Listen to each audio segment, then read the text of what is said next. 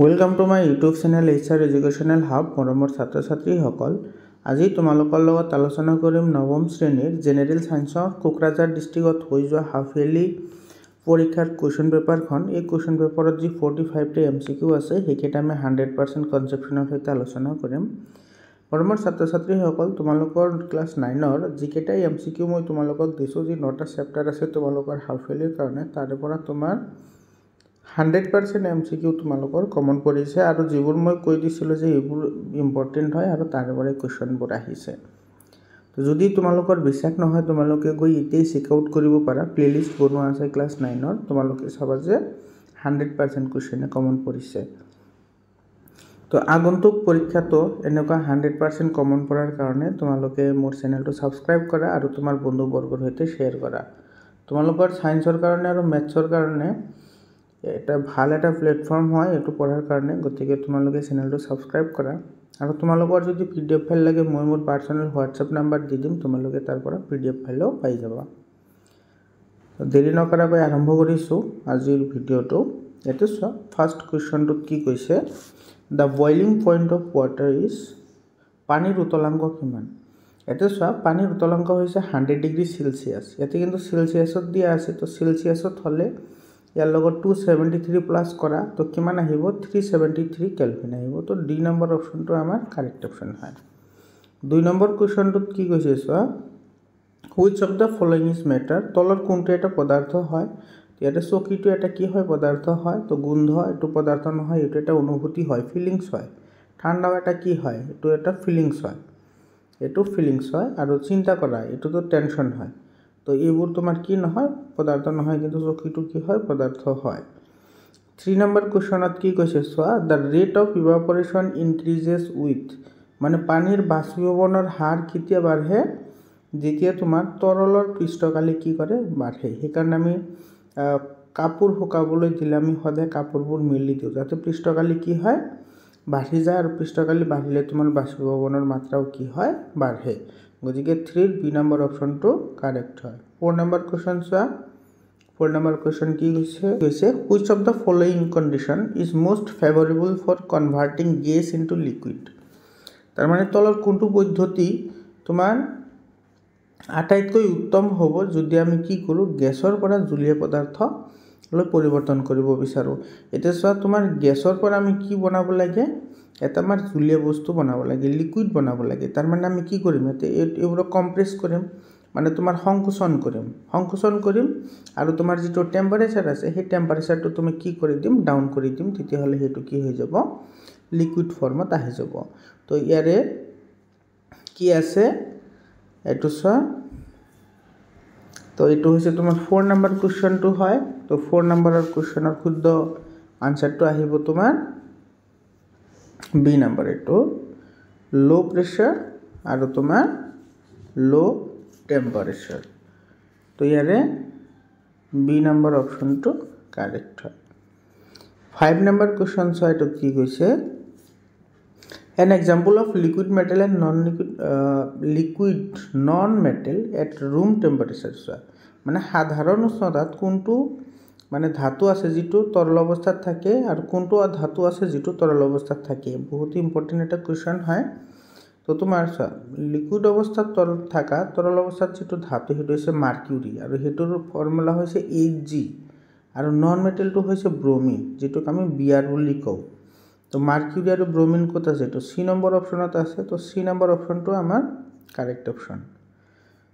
6 number question কি কৈছে সোৱা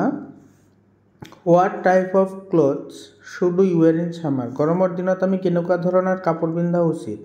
গৰমৰ দিনত আমি সদায় কপাহী কাপোৰ পিন্ধা উচিত তো বি নম্বৰ অপচনটো কাৰেক্ট হয় 7 নম্বৰ কোৱেশ্চনত কি কৈছে সোৱা Which separation techniques will you apply for the separation of butter from curd?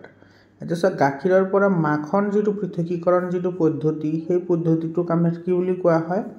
বা গাখীৰৰ পৰা মাখন সেপাৰেট কৰাৰ কাৰণে আমি কি মেথড ইউজ কৰিম এটো কৰিম আমি সেন্ট্ৰিফিউগাল মেথড এটো অপকেন্দ্ৰিক পদ্ধতি যেটো আছে এটো আমি ইউজ কৰিম তো ডি নম্বৰ অপচনটো কাৰেক্ট হয় 8 নম্বৰ কুৱেশ্যনত কি কৈছে চোৱা which of the following will show' Tyndall effect তলৰ কোনটোৱে তোমাৰ কি কৰে টিণ্ডেল পৰিঘটনা দেখুৱায় টিণ্ডেল পৰিঘটনা মানে কোনো বস্তুৰ মাজেৰে যেতিয়া আমি পোহৰ পাৰ কৰি দিওঁ তেতিয়াহ'লে পোহৰৰ গতিপথ কি হয় দৃশ্যমান হয় মানে আমি দেখা পাওঁ যে কোনফালেৰে পোহৰটো গৈ আছে সেইবোৰক তোমাৰ টিণ্ডেল পৰিঘটনা বোলে যেনেকুৱা তোমাৰ জংঘলৰ মাজেদি যদি সূৰ্যৰ পোহৰ এনেকৈ সোমাই আহে তথাপি দেখা পোৱা যায় নহ'লে তোমাৰ ৰাতিপুৱা নহ'লে আবেলি সময়ত বেৰৰ ফুটাৰে ভিতৰ ফালে সোমাই অহা সূৰ্যৰ পোহৰ এটাও কি হয় টিণ্ডেল পৰিঘটনাৰ উদাহৰণ হয় তো ইয়াৰে 8 নম্বৰ কুৱেশ্যন যেটো আছে হেতু তোমাৰ কি হ'ব গাখীৰ তো গাখীৰে তোমাৰ কি কৰে টিণ্ডেল পৰিঘটনা দেখুৱায় তো B number option will be the correct option 9 number কুৱেশ্যনটোত কি কৈছে so which of the following is not an example of metalloids এটো তলৰ কোনটো এটা ধাতুকল্প নহয় এটো চা মনত ৰাখা তুমি 7টা ধাতুকল্প আছে কেইটা ধাতুকল্প 7টা ধাতুকল্প আছে সেইকেইটা হৈছে boron silicon arsenic germanium antimony tellurium আৰু পলনিয়াম এইকেইটা 1 2 3 4 5 6 7 এই 7টা ধাতুকল্প আছে আৰু বাকিবোৰ হৈছে ধাতু বা ধাতু ধাতুকল্প মানে যিয়ে তোমাৰ ধাতু আৰু ধাতু দুটাৰে ধৰ্ম প্ৰদৰ্শন কৰে সেইবোৰকে তোমাৰ কি বুলি কোৱা হয় ধাতুকল্প বুলি কোৱা হয় তো বৰনটো বি এস আই মানে সিলিকন এস মানে আৰ্ছেনিক জি ই মানে জাৰ্মেনিয়াম এস বি মানে এন্টিমনি টি ই মানে টেলুৰিয়াম আৰু পি ও মানে হৈছে পলনিয়াম তো ইয়াৰে সো এটোতো বৰন আছে সিলিকন আছে জাৰ্মেনিয়াম আছে কিন্তু সোডিয়াম নাই গতিকে আমাৰ কাৰেক্ট অপশন হ'ব কোনটো এটো বি নাম্বাৰ হ'ব কাৰণ এতে নহয় বুলি কৈছে তো বি নাম্বাৰ অপশনটো আমাৰ কাৰেক্ট অপশন হয় 3 নম্বৰ কোৱেশ্যনত কি কৈছে সোৱা the name of first scientist to use the term element এতে সোৱা যেটো এলিমেন্ট শব্দ আছে বা মৌল যেটো শব্দ আছে সেই শব্দটো সৰ্বপ্ৰথম কোনে ব্যৱহাৰ কৰিছিল এটো বয়লে ব্যৱহাৰ কৰিছিল তো সি নম্বৰ অপশনটো কি হয় কাৰেক্ট হয় 11 নম্বৰ কোৱেশ্যনত কি কৈছে সোৱা cell wall of plant made up of মানে উদ্ভিদৰ যেটো কুকবেৰ আছে সেই কুকবেৰ কিহৰ দ্বাৰা গঠিত এটো সেলুলোজৰ দ্বাৰা গঠিত তো তোমাৰ ডি নম্বৰ অপশনটো কি হয় কাৰেক্ট হয় এটা আৰু এটা কথা মনত ৰাখিবা যেটো প্ৰাণীৰ কোষাবৰণ আছে সেই কোষাবৰণটো লিপিড আৰু প্ৰটিনৰ দ্বাৰা গঠিত আৰু যেটো উদ্ভিদ কোষত থাকে এটো হৈছে তোমাৰ কুকবেৰ মানে সেল ওয়াল কুকবেৰ তো কুকবেৰ গঠন হয় তোমাৰ কিহৰ দ্বাৰা সেলুলোজৰ দ্বাৰা এৰ পিছত 12 নম্বৰ কোৱেশ্যনত কি কৈছে সোৱা in which place protein synthesize takes place within the cell যেটো আমাৰ কোষ আছে সেই কোষৰ ভিতৰত মানে কোড প্ৰোটিন সংশ্লেষণ হয় তো প্ৰোটিন সংশ্লেষণ হয় কোড ৰাইবোজমত আৰু ৰাইবোজম কোড সংশ্লেষিত হয় এটো হৈছে তোমাৰ RER এটো মানে ৰাফ এন্ডোথাৰ্মিক ৰেটিকুলাম মানে খহটা অন্তঃপ্ৰৰক্ষীয় জালিকাত তো মনত ৰাখিবা অন্তঃপ্ৰৰক্ষীয় জালিকা দুটা আছে এটা খহটা অন্তঃপ্ৰৰক্ষীয় জালিকা আৰু এটা হৈছে মিহি অন্তঃপ্ৰৰক্ষীয় জালিকা তো তোমাৰ প্ৰোটিন সংশ্লেষণ হয় ৰাইবোজমত আৰু ৰাইবোজম সংশ্লেষণ হয় এটো এন্ডোপ্লাজমিক ৰেটিকুলামত তাৰ পিছত 30 নম্বৰ কোৱেশ্যনত কি কৈছে so the tissue that stores fat in our body is called আমাৰ শৰীৰত যেটো কলা আছে যি কলাই তোমাৰ কি কৰে চৰ্বিসমূহ জমা কৰে তো চৰ্বি জমা কৰা কলাক তোমাৰ কি বুলি কোৱা হয় মেদ কলা বুলি কোৱা হয় এডিপোজ টিস্যু ইয়াৰ কোনটো অপশনত আছে সো 13 নম্বৰত আছে এডিপোজ টিস্যু কোত আছে এটো সি নম্বৰ আছে তো এটো মানে মেদ কলা এটো হৈছে আমাৰ শুদ্ধ উত্তৰ এৰ পিছত 14 নম্বৰ কোৱেশ্যনটো সো 14 নম্বৰ কোৱেশ্যনত কি কৈছে which organelle is called the power house of cell কোনটো কোষৰ অংগক তোমাৰ শক্তিৰ ভঁৰাল বুলি কোৱা হয় একেবাৰে ইজি হয় শক্তিৰ ভঁৰাল মাইটোকন্ড্ৰিয়াক শক্তিৰ ভঁৰাল বুলি কোৱা হয় লাইসোজমক কোষৰ আত্মঘাতী মোনা বুলি কোৱা হয় আৰু যেটো তোমাৰ গলগি সংঘ আছে এটো তোমাৰ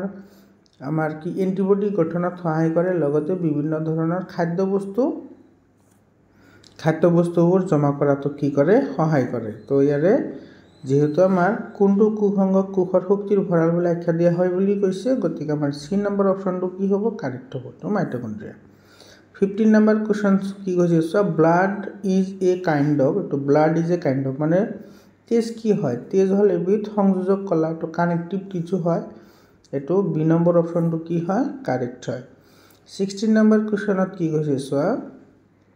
16 নম্বৰ এটো কাৰ্টিয়েলিক ইজ নট প্ৰেজেন্ট মানে আমাৰ যেটো উপাস্থি আছে সেই উপাস্থি ক'ত পোৱা নাযায় এই উপাস্থি মানে হৈছে এনেকুৱা এটা হাড় যেটো একেবাৰে কোমল হয় আৰু সেই হাড়টো আমাৰ ক'ত নাথাকে যেটো আমাৰ ল্যাৰিংস আছে বা ইয়াতে যদি তোমাৰ লাংস যদি থাকে অপচনত তেতিয়া হলে লাংসটো কাৰেক্ট হ'ব আৰু সেই লাংসৰ এটা পাৰ্ট হৈছে তোমাৰ ল্যাৰিংস তো ইয়াতে আমাৰ হেতু পোৱা নাযায় বুজি 17 নম্বৰ কোৱেশ্চন চা which of the following has dead cell তলৰ কোনটোৰ কি আছে মৃত কোষ আছে তো মৃত কোষ এটো স্ক্লেৰেনকাইমা যেটো আমাৰ নাৰিকলৰ বাকলিও গঠন কৰে তো নাৰিকলৰ ওপৰৰ যেটো বাকলি আছে হেতু তো মৰাই হয় তাতে তোমাৰ কি থাকে লিগনিন নামৰ এটা পদাৰ্থ থাকে মনত ৰাখিবা দে ইটো আহে পৰীক্ষাত নাৰিকলৰ বাকলিত লিগনিন নামৰ এটা আঠা জাতীয় পদাৰ্থ থাকে যাৰ কাৰণে যিবোৰ তোমাৰ নাৰিকলৰ আছে ওপৰৰ বাকলি সেই বাকলিত থকা আবৰে এটাৰ লগত আনটো চিপকি থাকে আৰু টান হৈ পৰে লিগনিন এটো এটা কেমিক্যাল সাবস্টেন্সেস হয় প্ৰেজেন্ট ইন কোকোনাট ৰাস্ক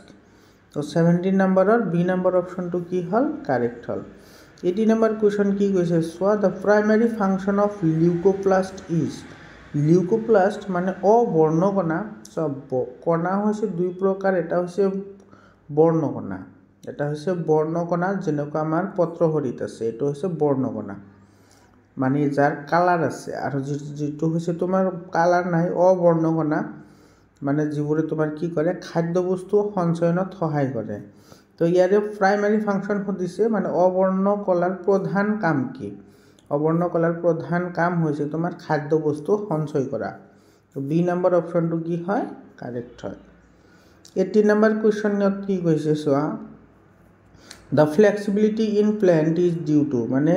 গছৰ যেটো স্থিতিস্থাপক গুণ হেতু কাৰ কাৰণে সম্ভৱ হৈছে উদ্ভিদৰ স্থিতিস্থাপক গুণ সম্ভৱ হয় তোমাৰ কলেনকাইমা কলাৰ কাৰণে তো তোমাৰ এ নম্বৰ অপচনটো কি হয় কাৰেক্ট হয় যেটো তোমাৰ স্ক্লেৰেনকাইমা আছে নি নাই স্ক্লেৰেনকাইমা নাই স্ক্লেৰেনকাইমাৰ দ্বাৰা তোমাৰ নাৰিকলৰ বাকলি গঠন হয় 20 নম্বৰ কোৱেশ্চনত কি কৈছে সোয়া where are cell organelles found in a cell এটা সোয়া কোষ এটাৰ ভিতৰত কোষাংগসমূহ ক'ত থাকে কোষাংগসমূহ সদায় তোমাৰ কোষ প্ৰদেশত থাকে তো এটো সি নম্বৰ অপচনটো কাৰেক্ট হ'ব তো সি নম্বৰ অপচনটো কাৰেক্ট 21 নম্বৰ কোৱেশ্চন সোয়া কি কৈছে দা এসআই ইউনিট অফ স্পিড এটো সোয়া স্পিডৰ এসআই ইউনিট হদিছে একেবাৰে ইজি হয় স্পিডৰ এসআই ইউনিট হৈছে মিটাৰ পাৰ সেকেন্ড তো মিটাৰ পাৰ সেকেন্ড আছে তোমাৰ সি নম্বৰ অপশনত তো সি নম্বৰ অপশনটো কি হয় কাৰেক্ট হয় 22 নম্বৰ কোৱেশ্চনত সোয়া কি কৈছে the distance or time graph of a moving object in uniform speed is so এটা তোমার v আর এটা ইফালে t লিখ আছে এটো হইছে v ইফালে হইছে t যদি তোমার কি কৰিছে সুষম বেগেৰে গতি কৰিছে তেতিয়া হলে তাৰ গ্ৰাফ কেনেকুৱা হ'ব এটো সিধা হ'ব তো ইয়াৰ আমাৰ आंसर আহিব তো এ নম্বৰ সৰল ৰেখা তাৰ পিছৰ প্ৰশ্নটো সোয়া 23 নম্বৰ কোৱেশ্চনটোত কি কৈছে which of the following has the largest inertia কোনটোৰ মানে জড়তা আটাইতকৈ কি হয় বেছি হয় তো জড়তা তাৰে বেছি হ'ব যাত কি হ'ব তোমাৰ ভৰ বেছি হ'ব তো ভৰ বেছি তাৰ কি হয় জড়তাও বেছি হয় তো ইয়াতে সোয়া যিকেটা অপচন দিয়া আছে তাৰ ভিতৰত ভৰ কাৰ বেছি এটা আছে এটা পিন এটা কলম আৰু সি আৰু ডি নম্বৰ অপচনত কি আছে সোয়া সি নম্বৰত দিছে তোমাৰ এটা পেন্সিল আৰু তোমাৰ বডি তো তোমাৰ ওজন আটাইতকৈ বেছি হয় তো তোমাৰ জড়তা বেছি হ'ব তেতিয়া তোমাৰ ডি নম্বৰ অপচনটো কি হ'ব কাৰেক্ট হ'ব বুজি পালানে 24 নম্বৰ কোৱেশ্চন সোয়া the SI unit of momentum ভৰবেগৰ এসআই একক কি আমি সকলোৱে জানো যে p mv m মানে হৈছে ভৰৰ এসআই একক হৈছে কেজি আৰু v মানে হৈছে তোমাৰ ভেলোসিটি মানে বেগ আৰু হেতুৰ একক হৈছে মিটাৰ পাৰ সেকেন্ড তাৰ মানে কি হ'ব কেজি মিটাৰ পাৰ সেকেন্ড হ'ব এটো হৈছে তোমাৰ বি নম্বৰ অপচনত আছে তো বি নম্বৰ অপচনটো কি হয় কাৰেক্ট হয় 25 নম্বৰ কোৱেশ্চন কি কৈছে so which of the following equation is not correct in related to motion so মোশনৰ লগত জড়িত আমি তিনিটা সূত্ৰ পাইছিল এটা হৈছে v u + ct এটা পাইছিল s ut + half at square আৰু এটা পাইছিল v square minus 2u square is equal to 2as এটো একই হয় এটো কিন্তু আমি এটো পোৱা নাই তাৰ মানে এটো আমাৰ নাই তো ইয়াৰ যেহেতু তোমাৰ অমিলটো মানে শুদ্ধ নহয় বুলি কৈছে তো আমাৰ বি নম্বৰ অপচনটো কাৰেক্ট হয় এটো আমাৰ কাৰেক্ট 26 নম্বৰ কুৱেশ্যনত কি কৈছে চোৱা, the motion of an object could be uniform or non uniform is depend on, এইটো কাৰ ওপৰত নিৰ্ভৰ কৰে, যদি তোমাৰ বস্তু এটাই সুষম গতিৰে গতি কৰি আছে নে বিষম গতিৰে গতি কৰি আছে, সেইটো কাৰ ওপৰত নিৰ্ভৰ কৰে, সেইটো নিৰ্ভৰ কৰে তোমাৰ দ্ৰুতিৰ ওপৰত। কাৰ ওপৰত? দ্ৰুতিৰ ওপৰত। তো তোমাৰ দ্ৰুতি আৰু বেগ দুটাৰ ওপৰতে নিৰ্ভৰ কৰে, কিন্তু তোমাৰ বস্তু এটা দ্ৰুতি থাকিলেহে বেগ থাকিব, গতিকে তোমাৰ এইটো চি নম্বৰ অপশ্যনটো কি হয়, কাৰেক্ট হয়। আদাৰৱাইজ তোমাৰ বি আৰু চি দুয়োটা অপশ্যনে কিন্তু কি হয়, তোমাৰ কাৰেক্ট হয়। কিন্তু ইয়াতে তোমাৰ এই ক্ষেত্ৰত তোমাৰ কোনটো হ'ব, তোমাৰ চি নম্বৰ অপশ্যনটো কাৰেক্ট হ'ব। 27 নম্বৰ কুৱেশ্যন চোৱা, what is the momentum of an object m moving with a velocity v, এইটো পি ইজুৱেল টু কি হয়, এম ভি হয়। কোনো বস্তুৰ ভৰবেগ হৈছে বস্তুটোৰ ভৰ আৰু বেগৰ পূৰণফলৰ সমান। ইয়াতে কৈছে যে এম ভৰৰ বস্তু এটা যদি বি ভেগেৰে গতি কৰি থাকে, তেতিয়াহ'লে বস্তুটোৰ ভৰবেগ কিমান হ'ব, তো সেই বস্তুটোৰ ভৰবেগ হ'ব p equal to m v. এইটো ডি নম্বৰ অপশ্যনটো কি হয়, কাৰেক্ট হয়। 28 নম্বৰ কুৱেশ্যনত কি কৈছে চোৱা, which of this A vector quantity, বহুত ইম্পৰ্টেণ্ট হয়। চোৱা, ভেক্টৰ কোৱান্টিটি কাক কয়, যিবোৰ কোৱান্টিটিৰ তোমাৰ মেগনিচিউড আছে, লগতে তোমাৰ কি আছে, ডাইৰেকশ্যনো আছে, মানে মান আৰু দিশ দুয়োটা থকা ৰাশিবোৰক ভেক্টৰ ৰাশি বুলি কোৱা হয়। আৰু তোমাৰ যিবোৰৰ কেৱল মান আছে, কোনো দিশ নাই, সেইবোৰক স্কেলাৰ ৰাশি বুলি কোৱা হয়। তো ভেক্টৰ ৰাশি ইয়াতে কোনটো কোনটো আছে চোৱা, ভেক্টৰ ৰাশি কি আছে ইয়াতে, যিটো ত্বৰণ, এই ত্বৰণটো কি হয়, ভেক্টৰ ৰাশি হয়। কাৰণ ত্বৰণ কেতিয়াবা পজিটিভো হয়, কেতিয়াবা নিগেটিভো হয়, বাকী গোটেইকেইটা তোমাৰ কি হয়, স্কেলাৰ ৰাশি হয়। 29 নম্বৰ কুৱেশ্যনত কি কৈছে চোৱা, what is the value of universal gravitational constant G, এইটো চোৱা জিৰ মান কিমান, জিৰ মান হৈছে 6.7 × 10⁻11, এইটো নিউটন মিটাৰ স্কুৱেৰ আৰু পাৰ কেজি স্কুৱেৰ।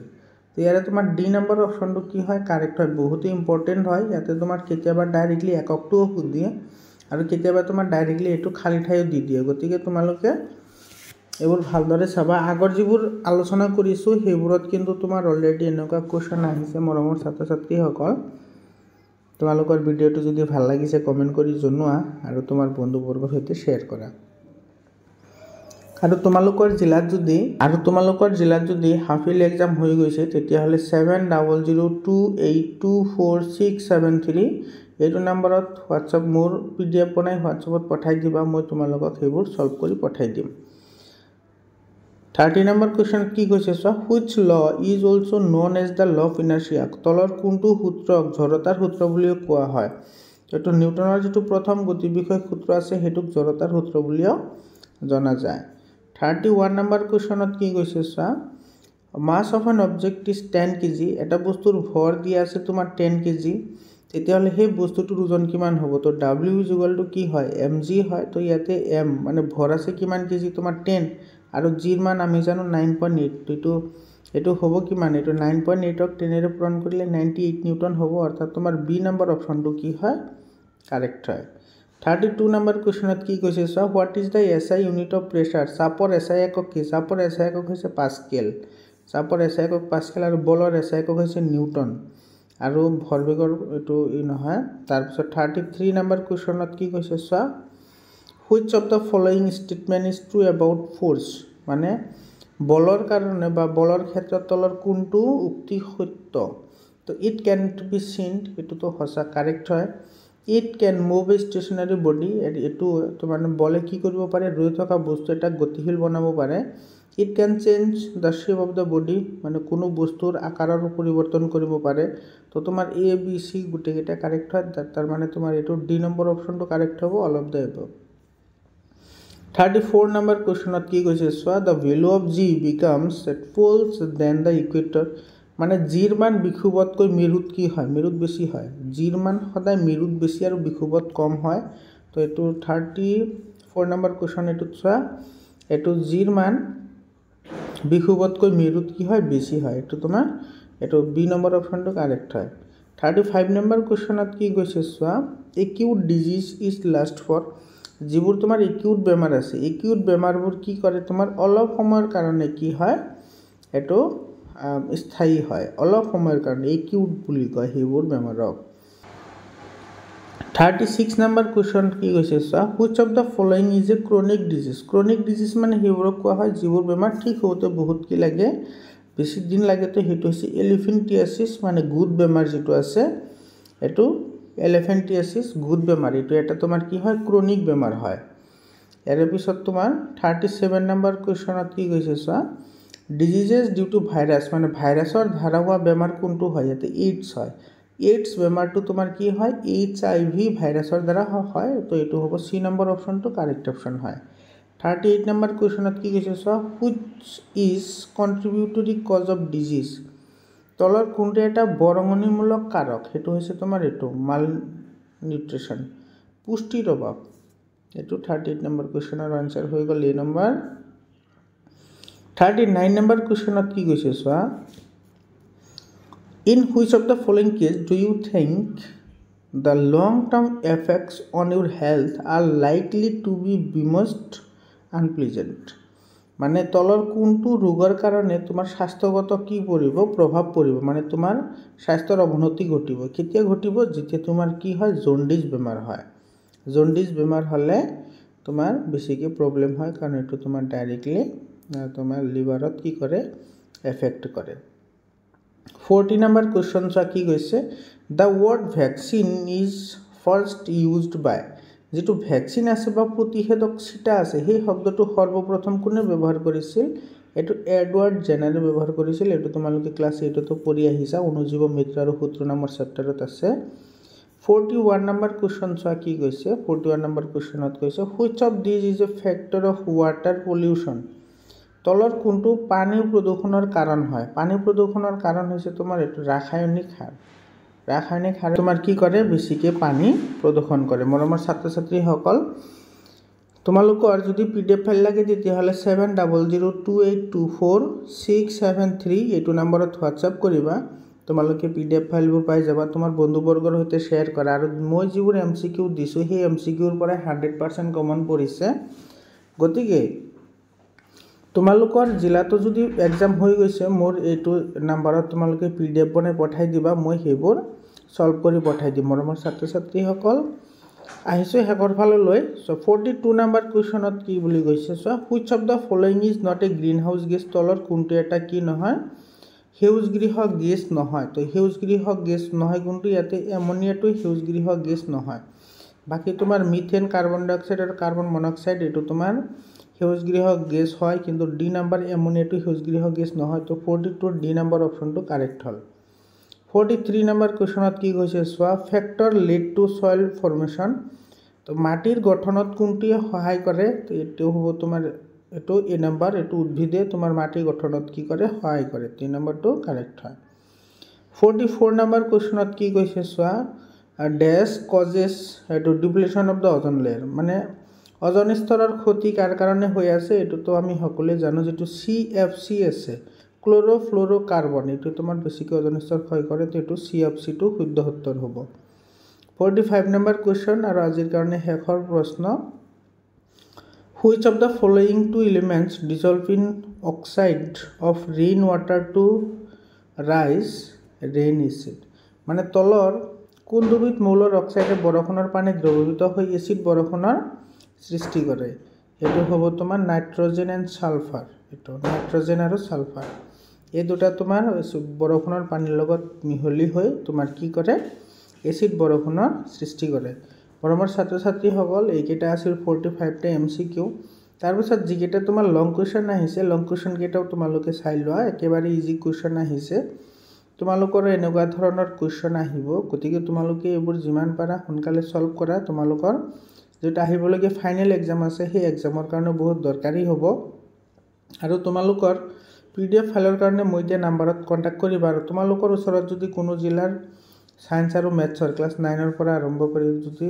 কোৱেশ্চন পেপাৰ আছে তেতিয়া হলে মোক এইটো নম্বৰত পঠাই দিয়া 7002824673 আজিৰ কাৰণে এইখিনি আকৌ লগ পাম বেলেগ এটা জিলাৰ এমসিকিউ লৈ ধন্যবাদ